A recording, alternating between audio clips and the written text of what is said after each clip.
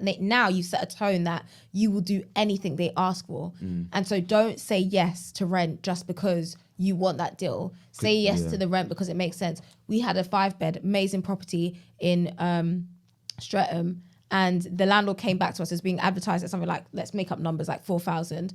And then the landlord came back to us and was like, oh, will you do it for 5,000? I said, how did you get there? I actually said, please explain to me, like, because they texted to me asking me, oh, you know, like, would you consider this amount considering the risk to us?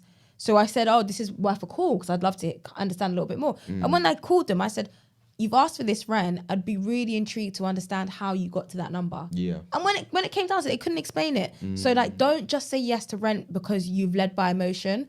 I can understand everything else in business where it's like you lead with emotion and end up losing money. But I feel like the rental space, because we're also messing it up for genuine renters, for single families, we're messing it up for them. So it's like, please, only go for the value that you believe is doable for the business. Stop saying yes just because you want a property, because it's given hungry and desperate, and that's not what we need to be given. You need to be given professional and good decision making. We've got a 4-bed and somebody else has got a 4-bed, and their 4-bed is £350 more expensive than our 4-bed, and we got it at this like a similar time. No, they even got it before us. Yeah.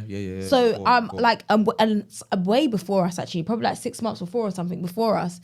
So it's like crazy. Like, we will never take on properties to this date now anymore. Like, that's higher than what we can achieve ourselves for our business just because we want a deal. Like, I don't want it that bad that I'm gonna be struggling in my business. Just find them. Just find them and sell them. Like, no, mate, it's not just find and sell. It's not ever just find and sell. Do you know what I mean? Like, there's more to it than just find and sell. It's got to make sense for the investor. Stop just finding and selling deals. Like, don't get me wrong. We do sell deals that we wouldn't want to take on ourselves because the capital doesn't make sense. But we know that it would make sense for somebody else. For example, we've got an amazing 8-block here that we know would make sense for first-time investors who have low capital. Listen, again, one of our mentees, or two of our mentees actually went through a deal sourcer, not like unintentionally went through a deal sourcer and found a deal.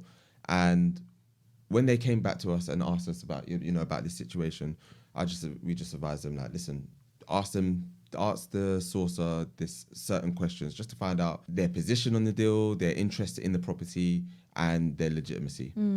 That's the whole point, because a lot of the time the people who are sourcing from you, buying your source deals, are people who don't necessarily know how to do the numbers. They are technically relying on you. And, it might be an unpopular opinion, but that is really how it goes. If you are able to know numbers, you are likely to source yourself because you know the numbers that you need to achieve. And a lot of the time that does not include a sourcing fee.